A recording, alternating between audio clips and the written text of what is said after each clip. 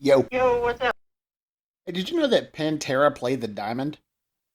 I know, dummy. I drove you there when you were 14. Yeah, but they don't know that. Who don't know that? Never mind.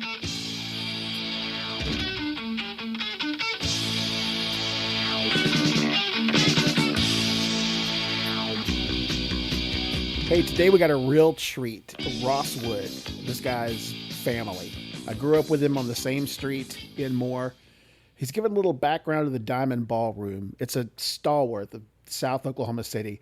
Nondescript spot there on Eastern, just south of 240. And I don't care what anybody says, it's Moore. It's Moore, Oklahoma. If it's south of 240, we count it. So, Ross, welcome in.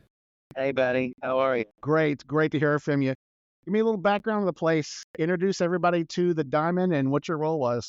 Hey, we're going back to November of 1964, which was opening night. The place started being built that spring, right after I was born, about a month after I was born in February of 64. And my grandfather was a pretty well-known attorney in Oklahoma City for numerous years. He used to be the state insurance commissioner. Then from that, he opened the Diamond with three other men. Two left pretty quickly. Really, the other two didn't even get to see opening night. But one did, and that was Perry Jones. And he also had the band there called Perry Jones and the Diamond Airs. Then it was kind of a Western swing type of deal with strings and horns. Yeah, I've seen the pictures of matching suits with the string ties. Right, right. Pretty elaborate. So but anyway, my grandfather, Ralph Russell Sr., was very involved in Oklahoma City and the state of Oklahoma with things, and they kind of intertwined with the Diamond, the politics he was involved with. We had rallies and or fundraisers out of the Diamond, sometimes for Democrats, sometimes for Republicans. Oh, wow. Literally. And we had him at his house. One particular one I remember was named Charlie Nesbitt, who was on the Corporation Commission Board and was running for lieutenant governor that year, and I got to meet him. They had four kids. One of them was my mother, obviously, and one of them was Ralph Jr., who was my grandfather's son who took over the Diamond in '86. So that's later on down the line. Anyway, so my grandfather started it off as strictly, he wanted a place where people come and Western swing dance. And he was a huge fan of Bob Wills and that influence. And so the main thing he wanted with the Diamond more than anything was to have the biggest dance floor in the state, which he accomplished. And it was two-thirds the size for the football field. And I can tell you that's accurate after cleaning it and waxing it. Yeah. And it took like 3 hours.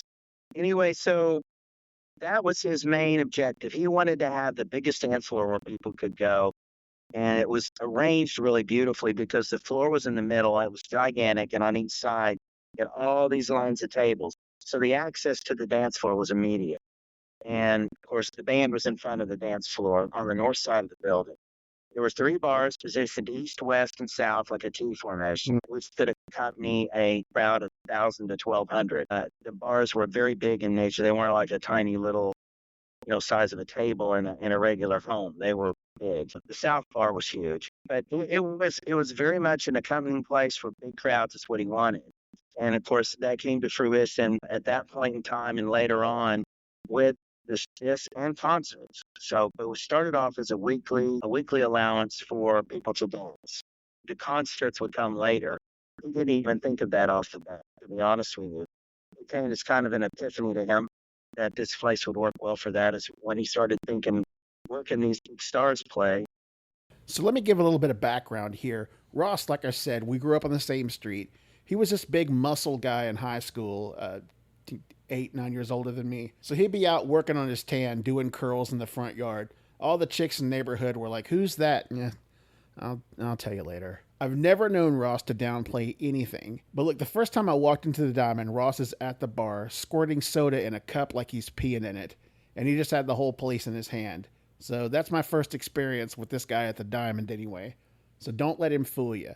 His younger brother Clay was a good buddy of mine. We'd shoot hoops across the street from his house, play guitar. So Clay was there pretty often as well. He just couldn't be on the call with us today. So Ross, if you just start from the beginning, man, what was it like inside there? And tell me about that Pantera show I went to. Okay, are you talking about the Cowboys from Hell or the one before? The one before that, hey, they were all glammed up. It wasn't at that one, I don't think, because I would have remembered that name. Cowboys from Hell. Okay, this would be 1992. I was staying actually with my brother, who you mentioned, in Norman. And so this has a significant part of the story. I go out there and Pantera's playing, and I think I'm not a fan of that kind of music, but I can tell they're really good. Okay. You need to say when somebody's good at something, and they were good. I just didn't like it. And so they brought in an act with themselves, and what they were, they did this there was rebellion, this anti-American culture aspect to the show where they would you know, take it in and then spit it out back at the crowd.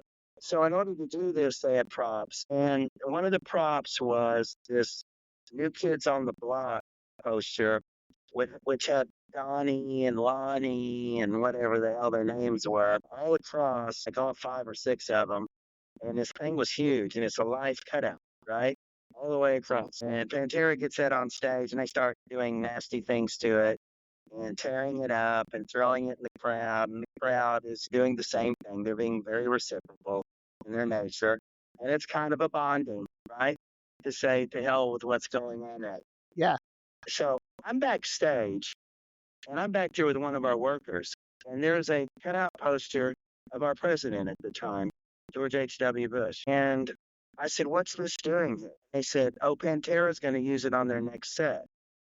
And I said, you mean to tear it up like they did the New Kids on the Block? Oh, by the way, they had done a June and Ward Cleaver one, too, before that. Oh, I forgot to mention that. You know, because they were so offensive. Hey, don't mess with June. She speaks jive. Yeah, the old airplane reference. Yeah, but I mean, they forced themselves on Barbara Billingsley and Hugh Beaumont and destroyed that. I said, no, they're not going to do this to the president. They're not going to do this to a war hero. They're not going to do this to somebody who fought for their country. Not going to happen. Okay? Yeah. They can think whatever they want to think of anything, but they don't have the prestige and the honor of this. So I'm not going to let them do it. And to be honest with you, I'd have done it if it was a Democrat president. Okay? No, I get it. I'm not going to let somebody take down an office symbol like that. So I go outside. My cousin Russell is over at the West Side Bar, and we have a door right there, right by the bar. And I tell Russell, I said, go over there and get Clay's car and pull it over here, and we're going to load George H.W. Bush up. So he drives it around, we load him up. Remember, we're all roommates, so we have a lot of fun with him. Girls would come over and flash him and all that sort of stuff. And we'd put him in front of the bathroom door when someone was taking a shower, and they'd open it up and yell. You know, when they opened the door, it scared the crap out of them. So, and it was good for getting girls over there. I'm not lying to you. I mean, it's kind of like having a Pomeranian in your hand walking through the park or something. Hey, if you're Nixon's ambassador to China, you get a few perks. You get some flashes. Head of the CIA. Man, that's a good story. Hey, sorry about some of the audio issues we've had. Ross couldn't get to a microphone. We had to do this from a cell phone. It's on the fly. Next time we'll do it upright and get him in studio with a headset. But that's not going to stop us from the stories. Tell us about that New Orleans native, Fats Domino, and his foray into the winter wonderland there on Southeastern. Probably the best story ever concerning the Diamond Ballroom. I'm not talking about me personally. The Fats Domino story was great on so many levels. I'll tell you what it is. My grandfather built Fats Domino, I believe it was 1968. And so it's in the wintertime. So when I say that word right there, I think people already know what's coming here. And so what happens is Fats has his show in Dallas the night before.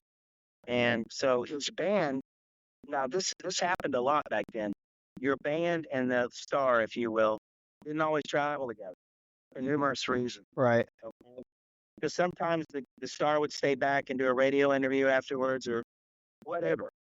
But they went ahead and left. And we had a giant snowstorm coming. And we didn't know what time of arrival, didn't know that.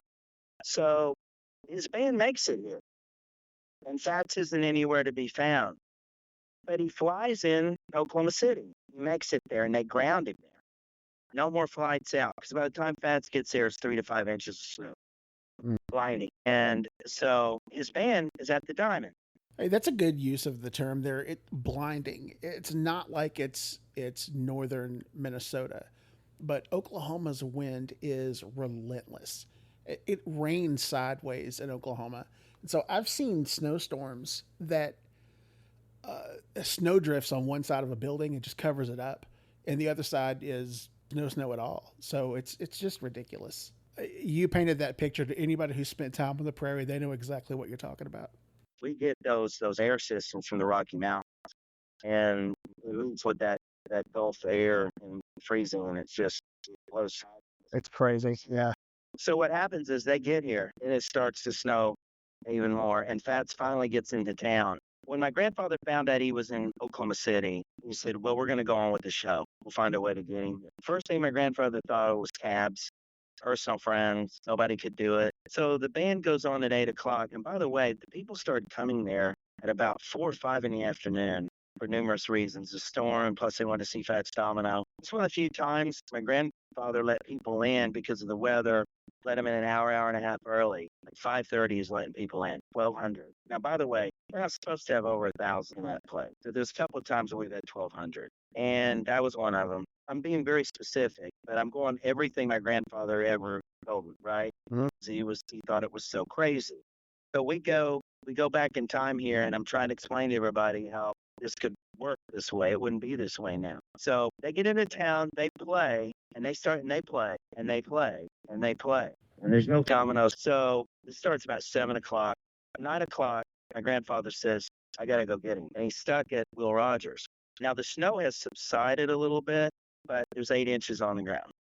And we didn't have the plowing system back then and the sand trucks and all that. So it takes my grandfather from 9 o'clock to 1 in the morning to get him there.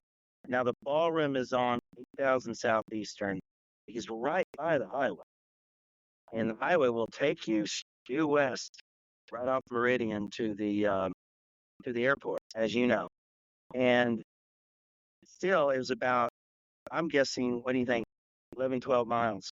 It took him 4 hours because he told me they had to go 5 to 10 miles an hour on the highway. Wow. Because anytime you'd hit the gas to go faster when you got a little impatient, okay, you're going sideways. And he did not want to wreck with an icon in his phone. He didn't want to end up on the news. Well, once again, like I said, all publicity is good publicity. Right. Because if he goes off the side of the road with that domino, the lead in it, ain't that a shame?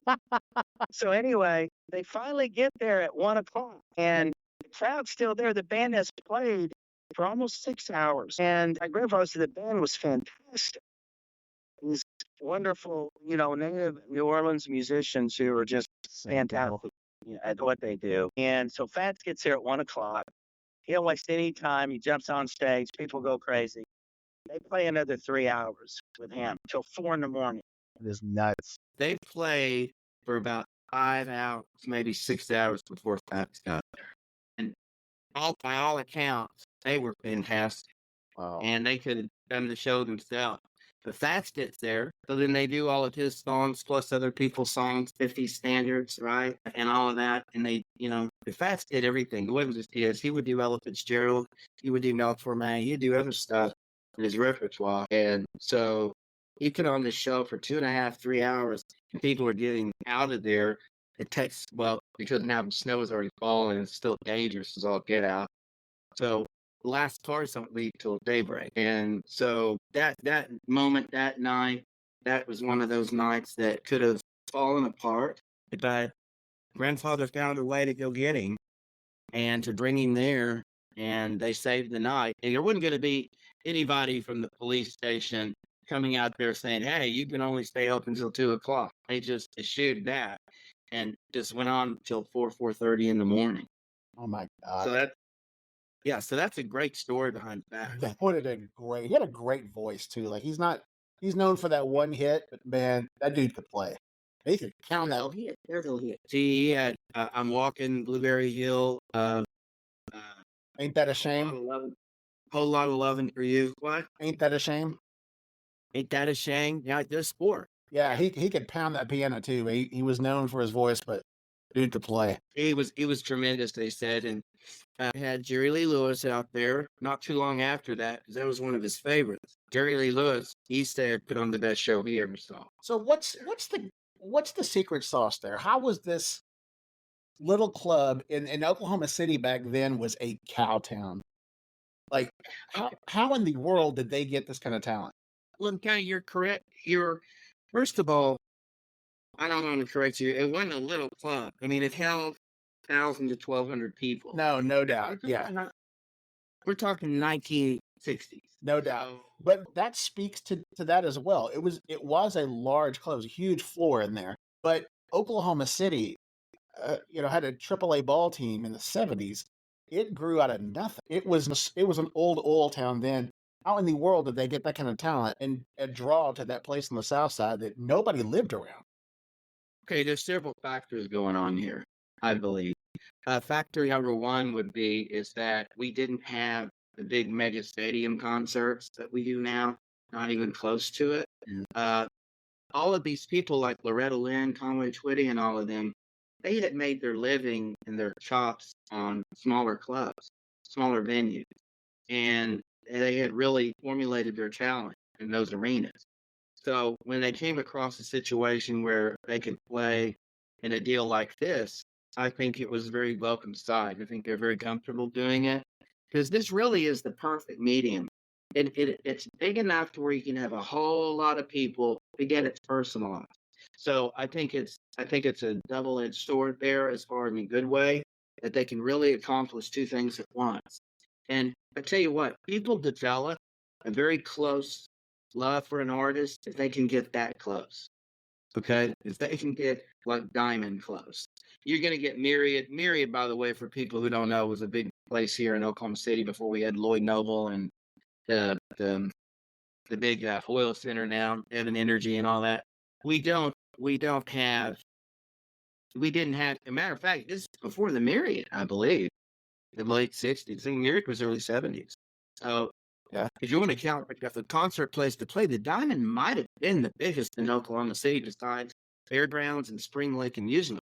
Oh wow, that's good perspective. Yeah, Myriad opened in '72, I think. Right. So the only three places, the Diamond that holds a lot of people, Spring Lake Amusement Park, which was outside, right?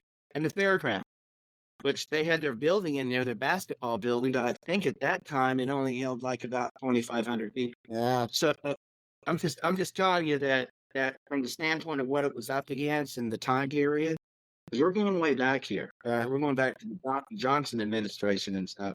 So it was not. There wasn't any giant places to play. You know what? I hadn't even considered that. That's great perspective. Yeah. And so anyway, just going on that, I wanted to tell you, since we're on country, we mentioned Jerry Lee Lewis, mentioned his cousin. Yeah, two cousins, Jimmy Swagger and Mickey Gilley. And Mickey Gilley, I'm going to tell people this story because people who love country will love this. It was March of 1979, and I go out there to see Mickey Gilley. And I meet him. He's one of the nicest people I ever met. He was tremendous, very nice. And so he wants to talk to my grandfather and my uncle privately. So he goes in there and talks to them for several minutes, and I'm trying to, escort it out. I'm 15, right? On my big mouth talking.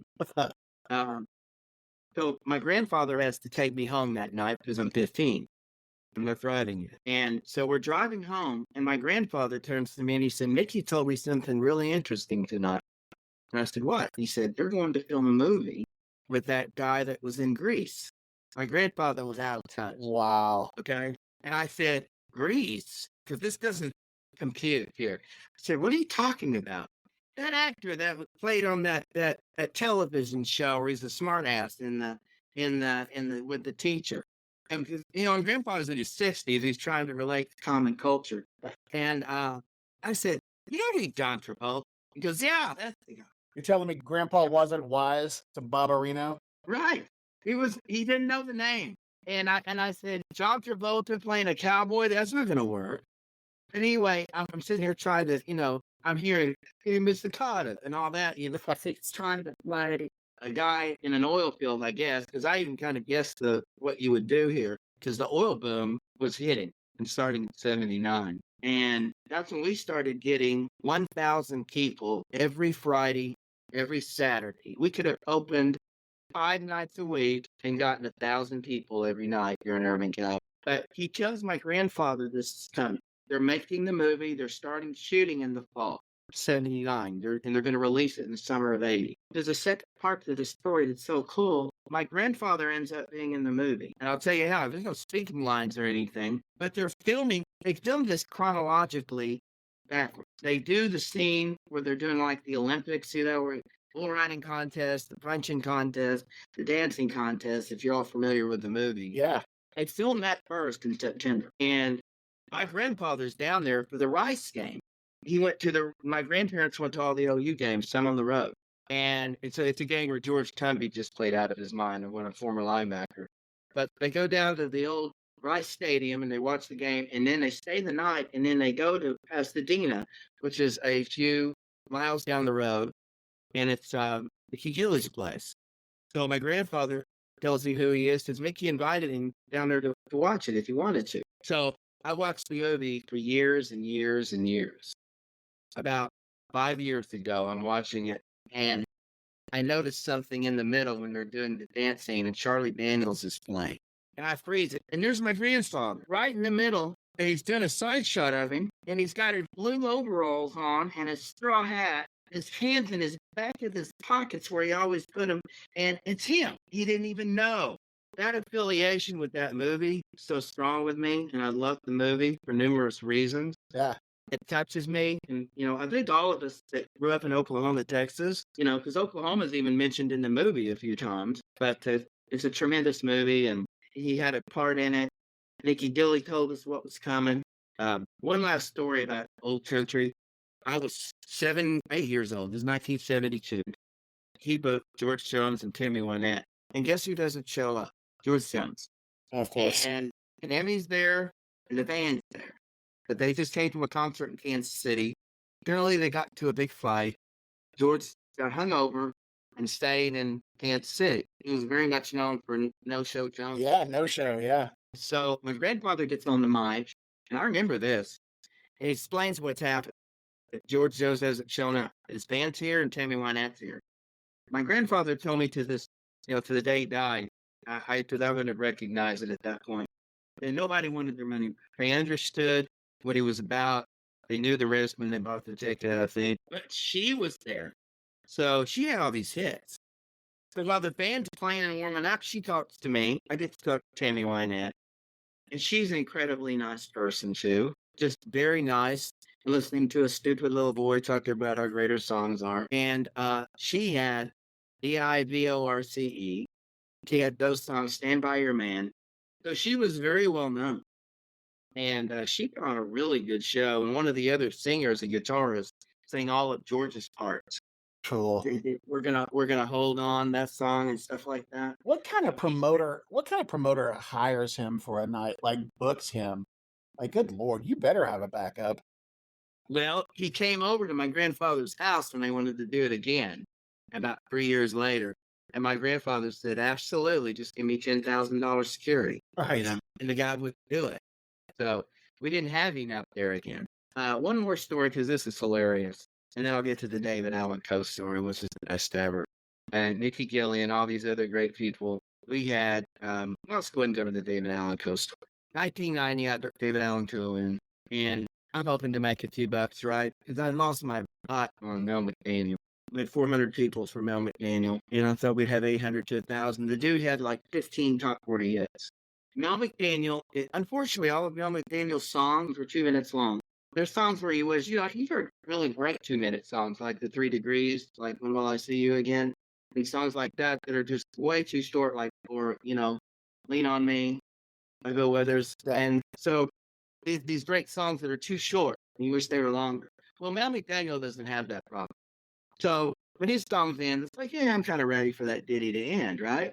So, but he was very well known, and he's the only guy I've ever seen. He did 2 sets where he'd sang 2 or 3 of the songs again, and I've never heard of that. He even had a radio interview before we played that night. I thought we were gonna have 800 to 1,000 people. But anyway, I bring in David Allen Coe and my uncle, who said, "Good job, Ralph. Good job, because there's gonna be a lot of people."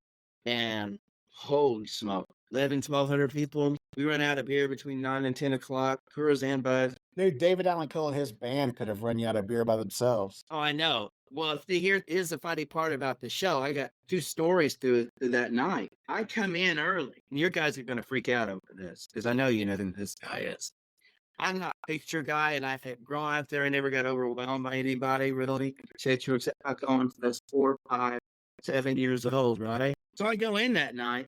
I'm 26, and there's a guy. We had these pictures up there. The people who have ever been in there, they know. We had these portraits of pictures that people that had been in there or were associated with country music. And a local artist did it. My grandfather paid him, and there were these huge portraits, and they were really good. So we had regular pictures of people, but we had these portraits. And we have this one, and it's pretty close to David Allen Coe's picture. And I see him standing there looking up, and I look over there and I go, that can't be. And I walk over there. Guy's got it. I'll describe him. See if you can get it. Derby hat on. Beard, like a ZZ Top type beard. Shades. And a cane that he doesn't need. Okay? It's for show. And I walk over there, and he's looking at his own portrait, and it's Leon Russell. Wow. And I look at him, and I said, that's a pretty good portrait, isn't it? And he goes, yeah, who did this? And I didn't know his name, but I told him, put my hand out in front of him. So I shook his hand and said, it's an honor to meet you. I said, you wrote one of my favorite songs of all time, you know, Superstar, The Carpenters. Mm. And he's written so many great songs, you know, Tyro, famous song by him, Lady Blue, This Masquerade. He's got a litany of magnificent songs. We talked about that just for a second. And I said, if there's anything you need, let me know. And he drinks it all. And he has this black vest on. And he opens up one side of it. And it's got pockets in it, tiny little bottles of bourbon and everything else. He goes, I got everything I need right here. He said, so he hides back. Him and David Allen Coe are good friends. So Leon Russell lived in Tulsa. That's where he's from. He drove down to see the show because him and David Allen Coe are good friends. And that's the only time I was ever starstruck out there because it came out of the blue. And I was lucky enough to recognize who he was. That is so cool. I had his album. And his albums, he looks kind of mysterious mountain man type thing. He's up there going on. Yeah, he had a black derby hat and a cane he didn't need. I thought that was really cool. But anyway, that was one of the best moments ever. And David Allen Coe, just a side note to it. I asked everybody when he's coming on. I was the DJ, so I had to know when he was coming on so I could cut the music off and let him introduce him. Nobody would tell me anything. Nobody. Okay? So all of a sudden, I'm right in the middle of AC/DC, shook me all night long because the crowd wanted to hear nasty, dirty music. So they're out there dancing to that, and I see them all run on the stage, full speed like Carl Lewis or whatever, and I had no time to fade the song, really, right? Oh, yeah. It sounded professional. And they run up there, and David Allen Coe gets on the mic, and I'll change or you can change the wording to this. He looks over at me and says, turn that shit off. That's exactly what he says to me. And the whole audience just cheers. Now, this is the same audience that had been dancing everything I had played. And when he tells me to turn the shit off, I don't cheer. Like, you know what I mean? Like, Dude, that is so on brand. And so I'm not going to argue with 1,200 people who half of them have warrants in Oklahoma County, right? About turning the music off. Right. So I shut that thing off and just glared at him. And I was mad. But guess what? He put on the best show I ever saw out there. That's so cool. He played 3 straight hours.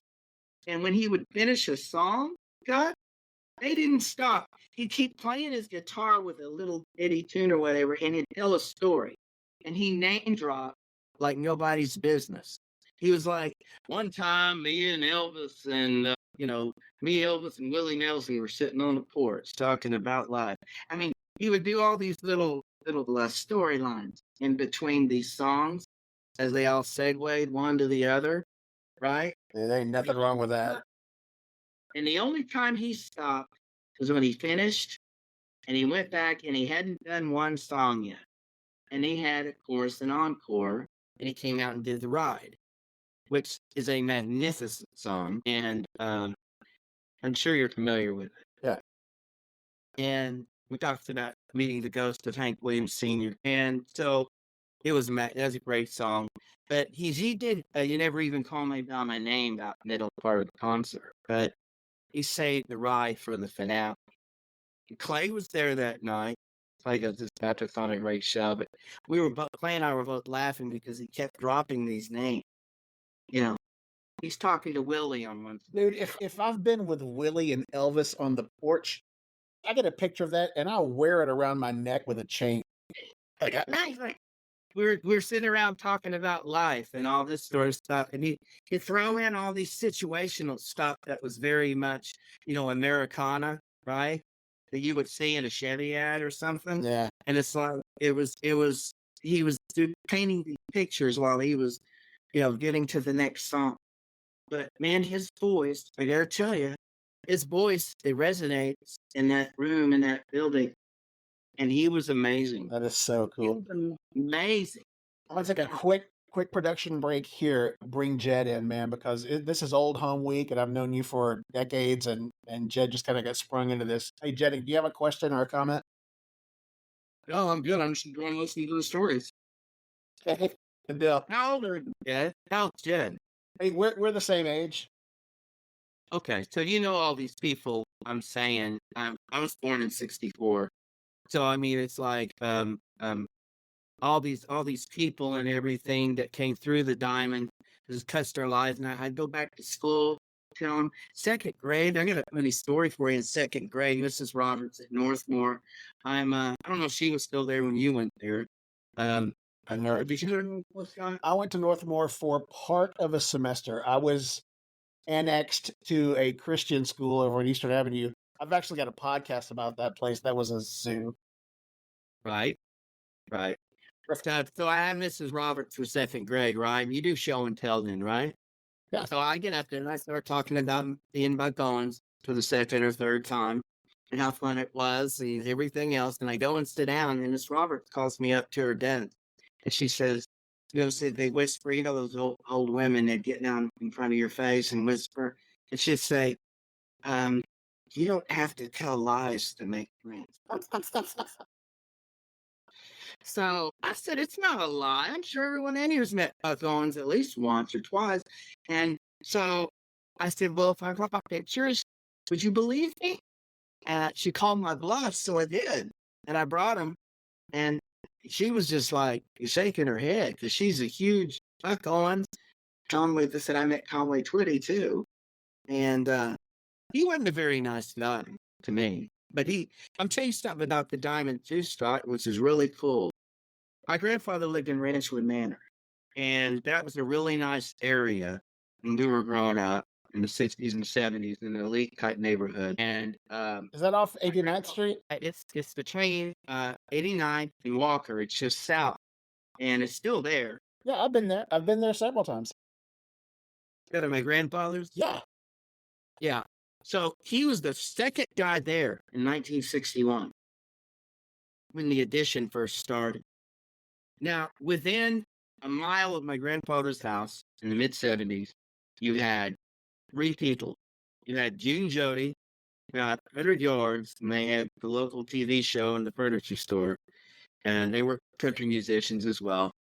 About a mile south or a half a mile south, deep into Ranchwood Manor, you had Wanda Jackson. Wanda Jackson was a very famous female singer. And then right down the road, about another mile west, or east, you had Conway Twitty. He lived over there. Did Conway have his own dressing room for his hair? Well, that story I wanted to tell you. He had a song called "It's Only Make Believe," which was just huge. And I'm 2 years old. My grandfather my grandfather introduced them to him, and I'm the same height, and I'm not tall, as you know. And in my peak, I'm 5'8" growing up, but I was 5'4" or something as a 10-year-old. And so he's in there, and we're the same height except for his hair. His hair gives him another 2-3 inches. So he probably thinks he should post me half in basketball. But anyway, so he's got this real high hair. His teeth are messed up. I noticed that. And he's wearing makeup, fake makeup. And I said, I'm really excited because I love this song, right? It's Only Make Believe. You remember that? Yeah, I do. Yeah. It was a huge hit. And I asked him, I said, are you going to sing that? I mean, that's a dumb question in retrospect, but I don't know the song list at 10 years old. So I asked him if he's going to sing it. And he looks at me and kind of like shudders his shoulders and says, well, of course I am. And walks off. And I'm like, hey, buddy, at 10 years old, I mean, I could give you a good run at 10. Okay. You know what I Hey, if you're going to use that orange basketball that we played with that was slick as an onion, What about it? Oh, yeah, that was. remember that ball? Yeah, if we're going to use that ball on the court across the street from your house, there's no way he posts you up. No chance. Well, I was surprised how short he was. And his hair literally was 3 or 4 inches tall. He had that pompadour thing. And he was, his hair gave him really 3 inches. And I was reading his Wikipedia page a couple of years ago for some reason. I don't know. But it said he owned like an Oklahoma onion burger restaurant over on Western. I had no idea. Twitties, yes. No idea. Why? I don't know. I mean, why does Barry Swifter own the locker room? I had no idea. I just, he was wanting to venture out, and that was the thing back then. Put your name on it. Yeah, it was called Twitty's Burgers. I remember it. I was surprised. I didn't even know he lived in Oklahoma. I knew that he got his name from Conway, Arkansas. Like, saw it on a map. But Yeah, I think I heard that story. yeah, but I know. The thing is, too, I didn't see this show, but we had Loretta Lynn out there twice. We had her in the early 70s when she came for the 5-year anniversary, or 60 on. She came for the 5-year anniversary, she played. And then she came out there with Conway, and they did a duet show. You remember they had all those songs like Louisiana Woman and Mississippi Man and all that? Hey, Jedger guy for that 70s country. I wasn't listening to it much. You remember that song, Jen? Louisiana Woman? Louisiana Woman, Mississippi Man, we get together every time we can. That was one of their big, they had 2 duet albums, Conway and Loretta.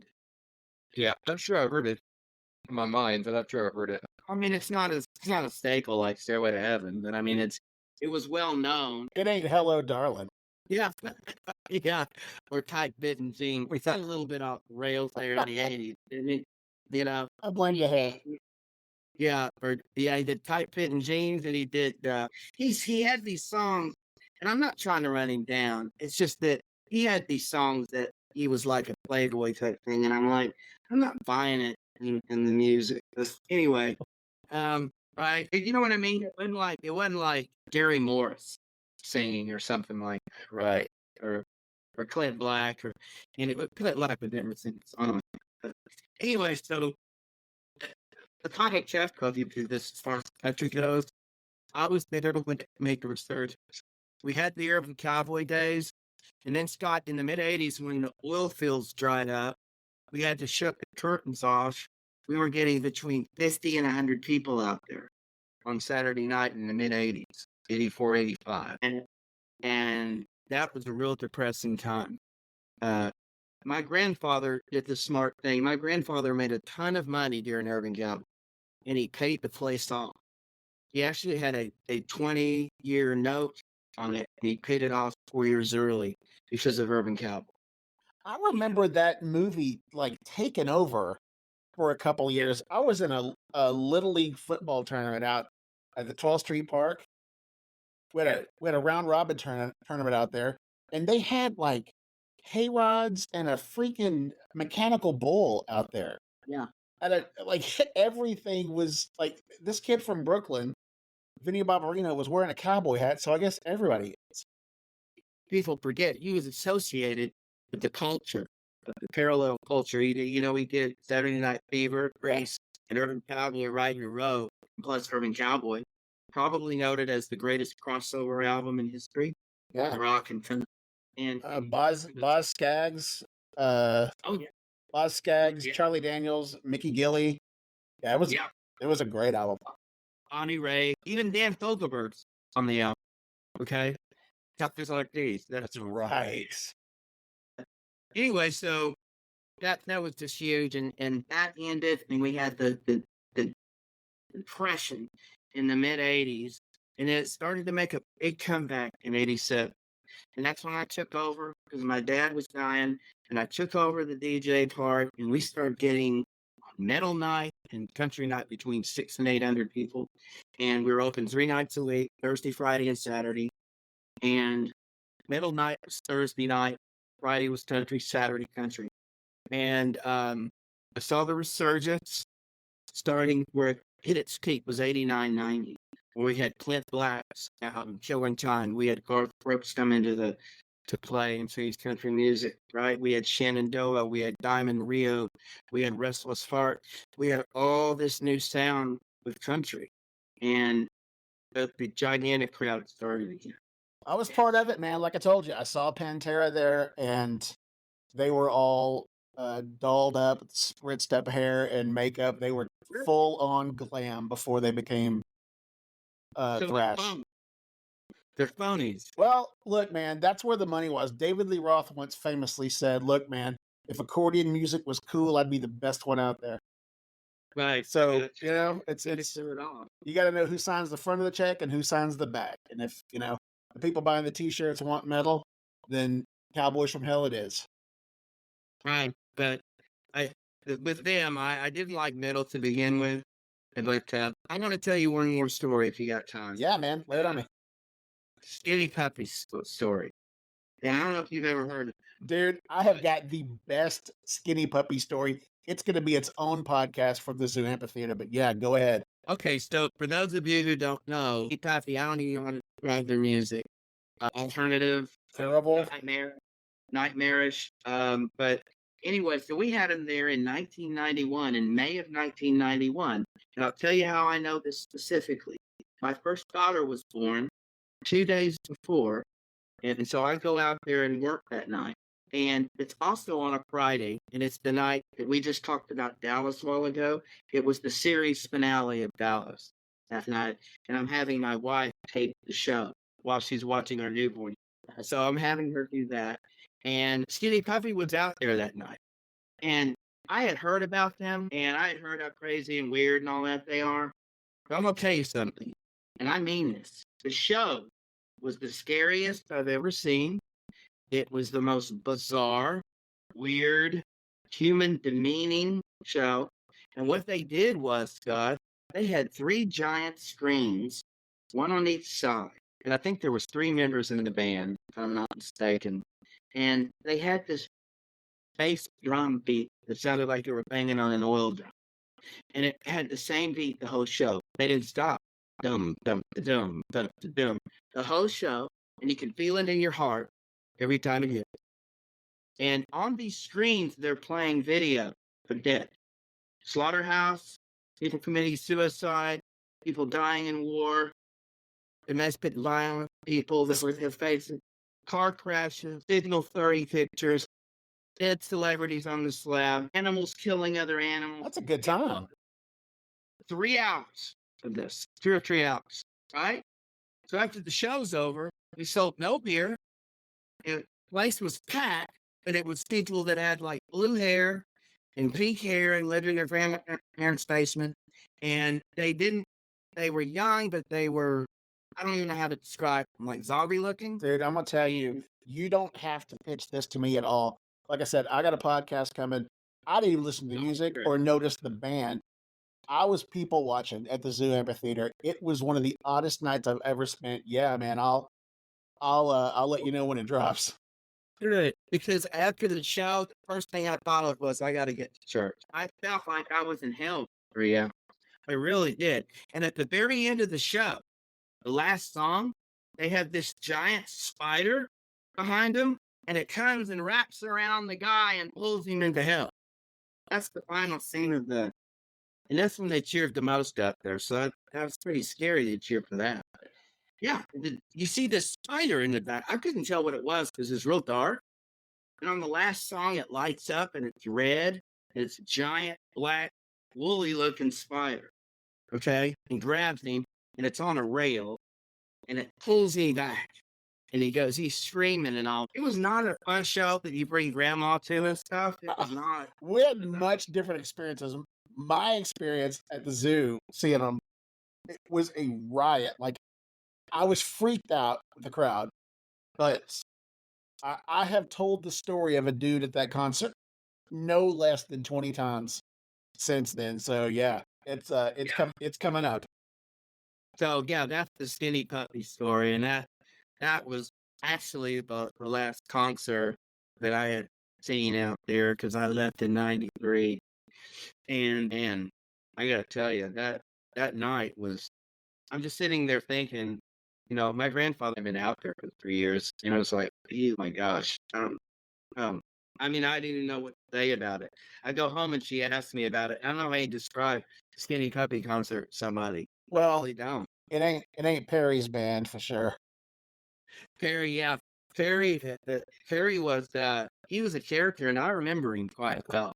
And I know we kind of got off the histrionics of it and everything, but yeah, my grandfather put that at 64. He left, gave it to Ralph, my uncle, turned it over, 87, 88. And then Ralph had it until the time he died in 2015. And now it's been run by, I believe, David Fitzgerald. I told you I went out there in February to watch tribute bands. And it was a tribute Van Halen band. And it's pretty good, actually. I loved what they had done to the place. You wouldn't even believe all the stuff they put in. But the VIP room looks like something out of Madison Square Garden. But before, it was this tiny little place. Anything. I started talking to Kimberly's. Kimberly's a big promoter here now because you're not around. Your name's Kimberly Coe. She does a lot of shows. And what happened was she had posted about the Prince tribute show. And I've answered back on it. And I said, I used to be the DJ out there, and I love Prince. He's my favorite of all time.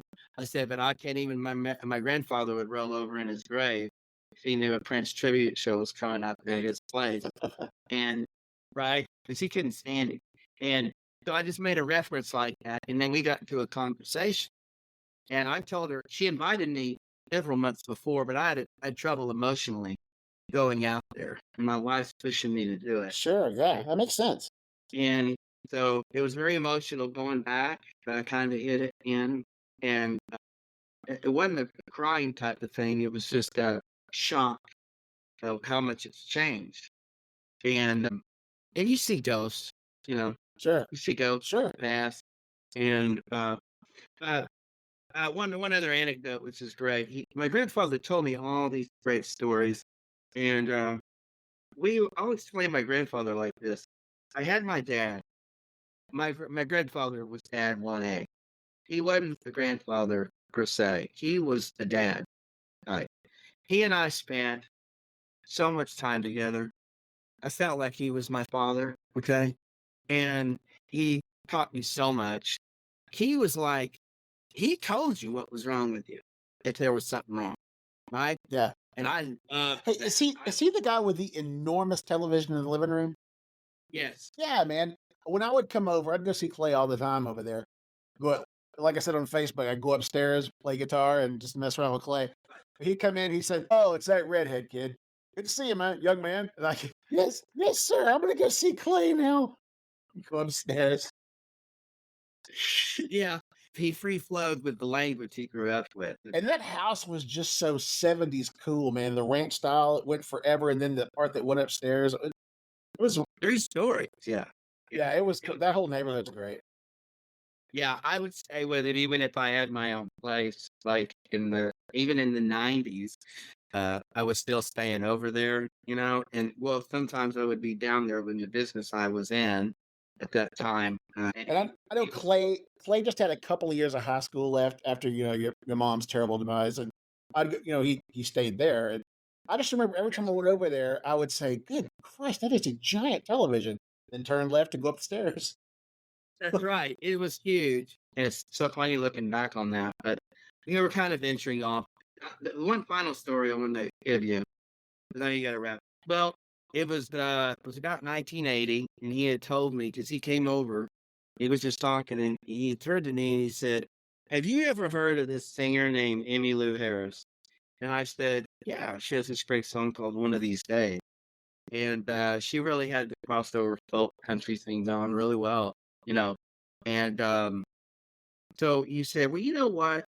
Their promoter called me, and I agreed to have her out there. We worked out the contract and everything.